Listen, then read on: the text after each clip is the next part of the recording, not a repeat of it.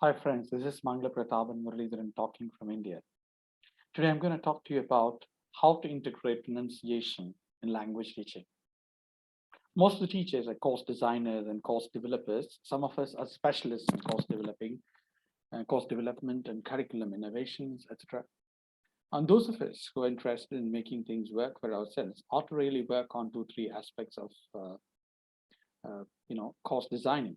I would say course designing is all about creating a pleasant format for the learner to enhance his or her learning on all occasions, right? So the format of the course is very important. So you have, when you design a course, you need to keep in mind the learner needs, learner expectations, learner orientations, etc. Only then you can do the best, number one. Number two, please remember, any course that you design ought to be customized in accordance with the changing needs of your learners.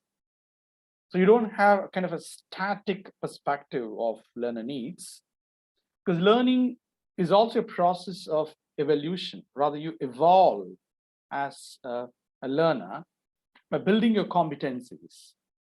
For example, if you're teaching listening, today what you do in listening may not be really the same tomorrow. For one reason, some learners in the target group might have evolved better than the other learners, right? So you need to strategize your components of curriculum. You'll have to really interact with them, assess them formally and informally, get to know what could be done in order to make learning very effective, very interesting. That we need to really do. Apart from this, there's also a great scope for us to do some learning interventions, which we fail to make most of the time. Online sessions do not really have that kind of learning interventions, but I've tried on my own as an online educator, and I've been quite successful. While you teach pronunciation, learning interventions are extremely important. You would ask me, why is it important? See, when you go into online mode, it should not make the other person quite passive. It shouldn't be one-way communication, but there is a danger of this happening with automation at work, because automation has become quite popular, and automotive testing is also already in the pipeline. So it's going to make the other person feel quite passive. That's one of the reasons why the performance might be affected, or rather, learner-learner interaction or learner-teacher interaction may not happen. So integrating pronunciation in language teaching is primarily concerned with these two important roles: learner-learner interactions and learner-teacher interactions. How? Very simple. You have to identify a particular segment. For example, you're teaching a segment called sir. And how sir, a sibilant, varies from another sibilant. Sir and z. Sir and z. Sync. Simulation. Simple. Sacred. Side. But when you think about z, zoom, zebra, zinc. So zone.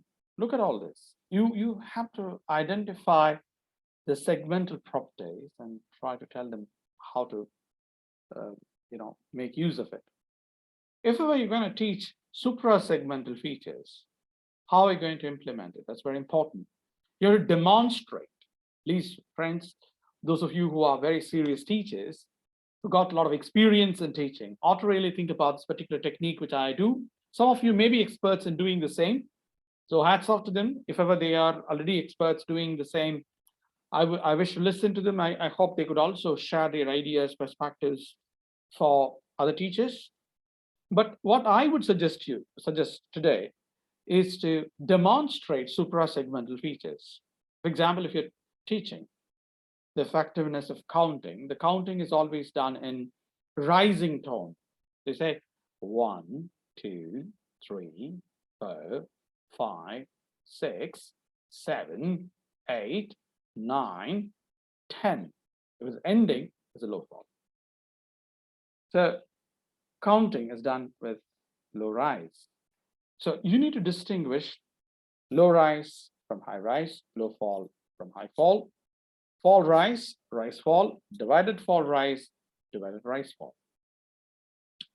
These are very important features that we need to really think about, strategize in our classrooms.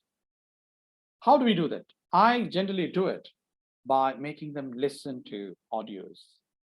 I have audio podcasts or video podcasts, or sometimes movie clips, which I play, try to identify a particular segment, and then ask them, is this a low rise or a high rise? But you need to introduce low rise and high rise prior to it. Then you start working on it, right?